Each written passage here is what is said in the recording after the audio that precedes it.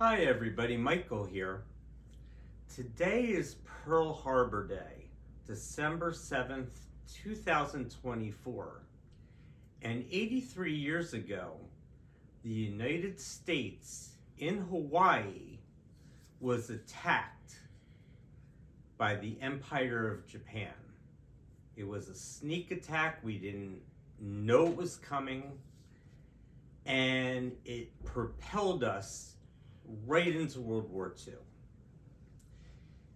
The next day, after the 2,400 people who were there died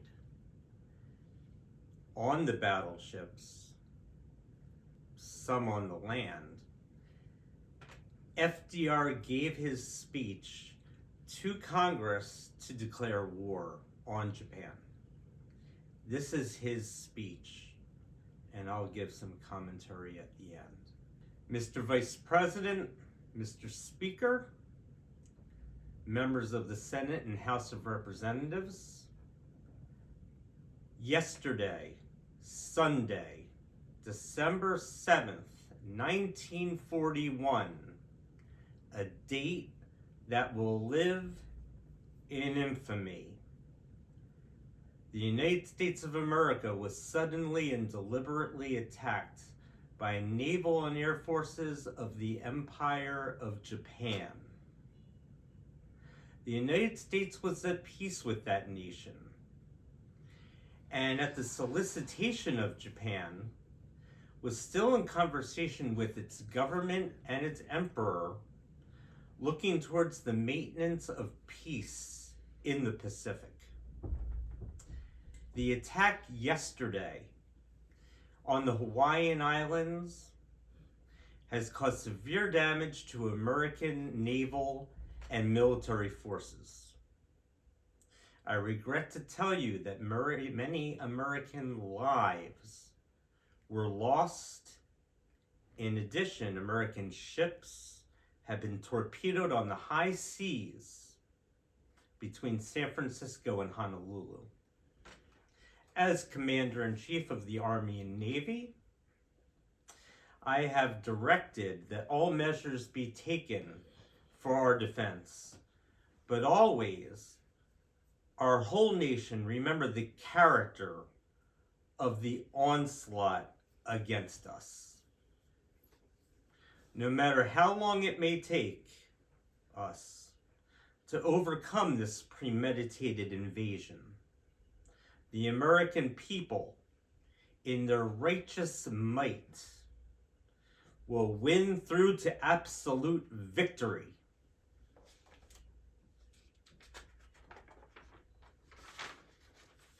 I believe that I will interpret now the will of Congress and of the people when I assert that we will not only defend ourselves to the uttermost, but we will make it very certain that this form of treachery will never again endanger us. Hostilities exist.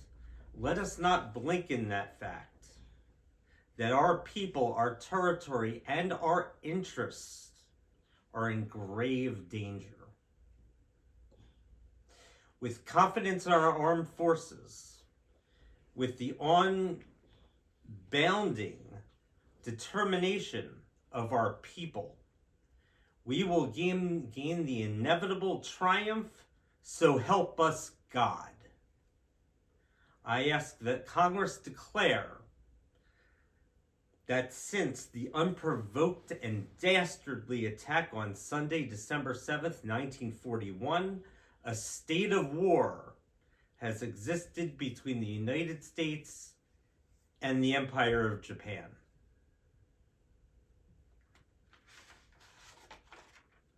He gave that speech the next day, on December 8th, 1941, in Congress, just like you see in the State of the Union addresses today. I want to go through what he talked about there, specifically in the words he used and why he used them. Notice, he used the word infamy in describing the attack.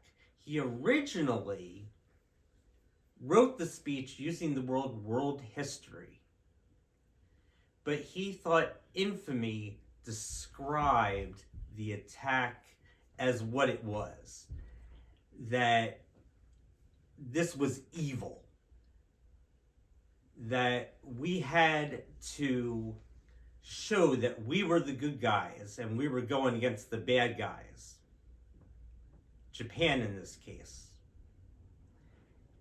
And we had to come together fully as a nation, understanding that we had a large, massive campaign ahead of us to win this kind of a world war. What else does he talk about in this speech? Well, he talks about the deliberate nature of this sneak attack.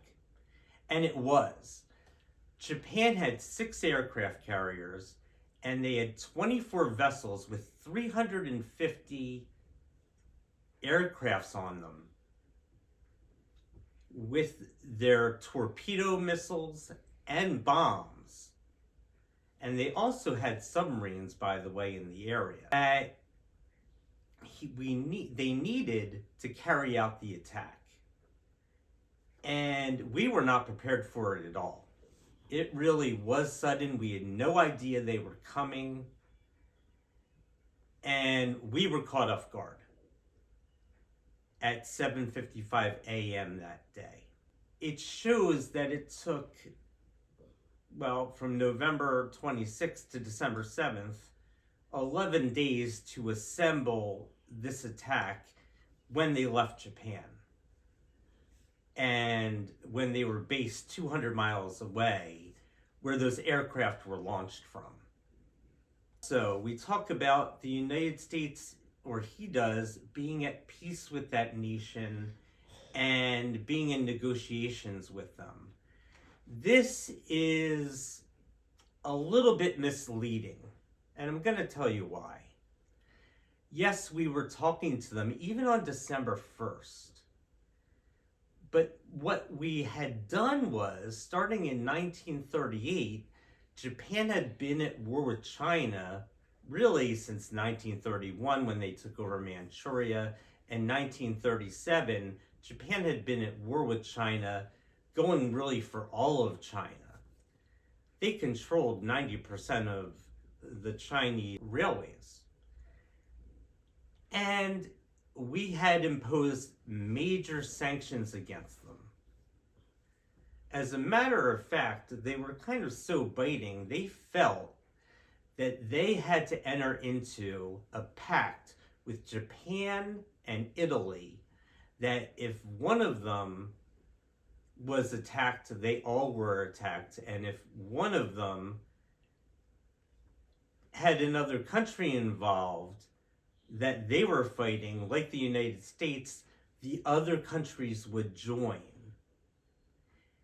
And Hitler would later, because after this attack, in a few days, Hitler is going, in Germany, is going to declare war on the United States, and we're also going to declare war on him. So we're going to be in a two-front war also. Not just Japan with going to war with China, and then going to war with the United States. Now, why were they doing this to begin with? Pearl Harbor was a naval base. This was not like 9/11 where you're hitting World Trade Centers and they're falling down, killing innocent civilians. The Japanese were attacking our military, our naval bases in the Pacific, which Hawaii is, so that they could carry on with their empire, because they also weren't getting any oil from the United States, which was 80% of the oil they used. And they didn't think they could function as a military force without that oil. And so if they couldn't get it from the United States, they were going to have to find other countries and attack them to get the oil to keep functioning and other resources that they would need. So, and that was by June of 1941, we had imposed that oil embargo.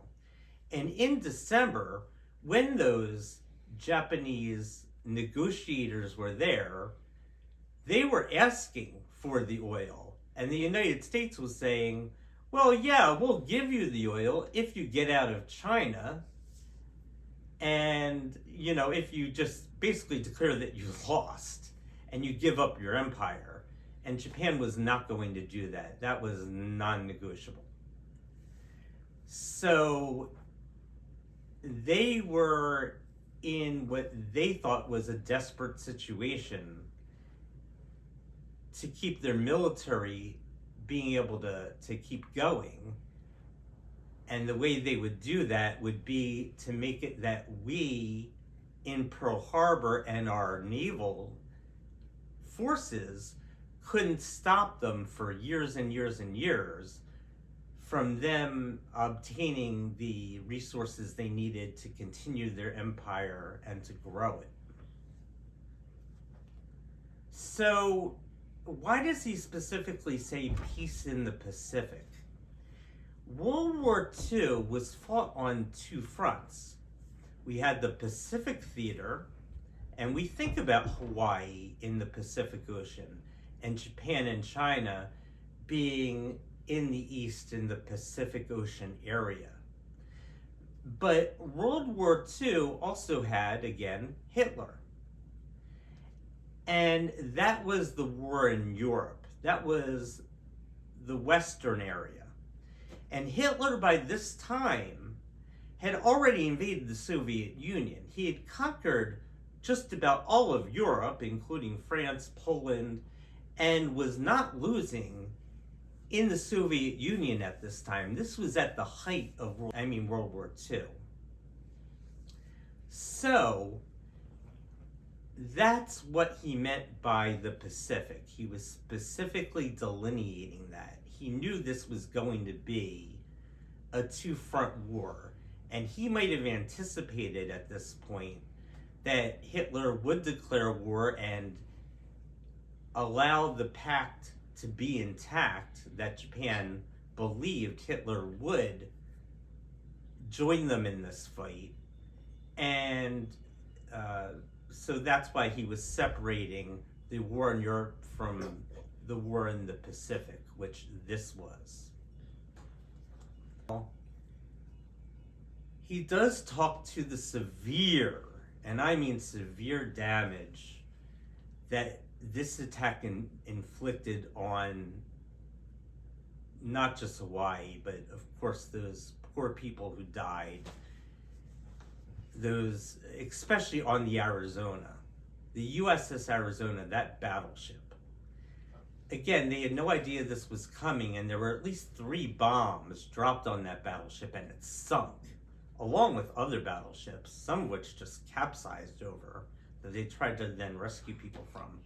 But the Arizona specifically, over 1,180 people died on that one battleship that day. So this was a very effective attack. It attacked at Pearl Harbor, which was the naval base, which really had just moved there. It used to be in California, but they had moved it to the Pacific because we were expecting more trouble from Japan in their war with China, but we weren't expecting Pearl Harbor itself to actually be attacked. And that's why it caught us off guard. Notice also, he talks about there was ships being torpedoed on the high seas. Now, Japan did have submarines, but they also, again, had these aircrafts that could use torpedoes. And as a matter of fact, in Pearl Harbor, they could use them, and they were specifically designed for the shallow waters there. so that they could run into and sink some of those battleships and, or just make it so that they couldn't be used. But they were continuing to attack, and actually, that day and the next couple of days, they're going to be attacking many areas. So they're trying to get at our Navy, on the high seas. And they're trying to make it that it's going to be very hard for the U.S. to respond quickly. He talks about to remember, and this is important, the character of the attack. He's rallying the American people that this onslaught, and that's the word he used, was evil. Remember the word infamy he used. That there were good guys and bad guys in this conflict. And we were the good guys. So again, to get cohesion, he's using this phraseology. Also, and I hope we will use this in war more often. I know we did after 9/11 when we said, we'll get bin Laden no matter how long it takes. He says here that no matter how long it takes us to overcome the premeditated invasion, in our righteous might, we'll win through absolute victory. So he predicts victory. He says God is on our side in this conflict. We will win. We have to win. And that is going to resonate with people. This was a war that was going to go through to the end. There was going to be a winner and a loser. And later on, he talks about through to absolute victory. And there wasn't going to be an armistice like in World War I with Germany, where you can fight again in 20 years. We're at peace with Japan today, 83 years later. And Germany, who we also fought in World War II, who they had the pact with. And that's because we won so decisively. And if that absolute victory took the Manhattan Project and coming up with the atomic bomb and dropping those on Hiroshima and Nagasaki to win, so that we didn't have to lose over 100,000 men after our island hopping on Okinawa and Iwo Jima to invade the main island of Japan, because they were not just going to give up. They were going to fight to the last man. Then we were going to do whatever it took, and we were going to make it that they would never attack America again. And it hasn't happened since then to this day. And my prediction is possibly it never will again. Ever. This was such a massive victory that would happen, that had to happen. That it had to happen. And he predicted it. Now, he also says that he has the will of the people. He talks about Congress. I'm just mind reading you, right? He says, I believe I have the will. He knows he has the will.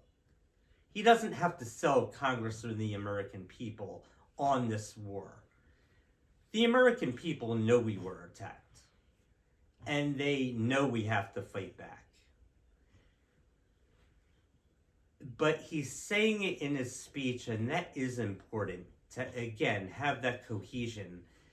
But luckily for him, in this case, and it's strange to say luckily, but when you're attacked like this, it's on like Donkey Kong. It's on. And the American people knew it, and they were going and willing to do whatever it took to win this war, no matter how many years it took. We had to win, no matter what the cost. The price in lives or nuclear bombs, the only two ever in history to be dropped. If that's what it took to win, That's what it took to win. And that's what he was talking about. So he talks about that it's obvious hostilities exist and we're at war, and I ask you to declare war, Congress, and say that we're at war with the Empire of Japan. Now, this will be the last time in all of U.S. history that we've ever had a president go to Congress, so you always had before this, and actually ask for a declaration of war. And when you do that, it does something. Because when you ask for a declaration of war and you get it, you have the American people behind you. And I'll end with this. After 9/11, President Bush could have done the same thing. He could have got a pure declaration of war, but he didn't do it. And the reason why he did it was because after World War II, we never asked for a declaration of war again, and it just became a precedent that was set that you didn't need to. Presidents could just kind of go into a war, ask for approval from Congress, but not ask for an actual declaration of war. And it's in the Constitution that the Congress has the power to declare war. But it never happened again. It really won't ever happen again. We just don't do that anymore as a nation. We get ourselves into wars. Either we say, oh, it's a UN-sanctioned war, or we have the support of NATO in this war. We don't declare our own wars anymore. We go through these international organizations, or like the UN or NATO or coalitions of the willing. We don't just say, we declare war on you. And this was the last time that happened. This is a solemn occasion. I wish the survivors very well of the men who died that day. We remember you. We will never forget. This was not a tragedy. This was not that America did wrong to deserve it. This was an attack, just like 9/11, and it deserved the response that it got. Michael out, but remember, history happens every day.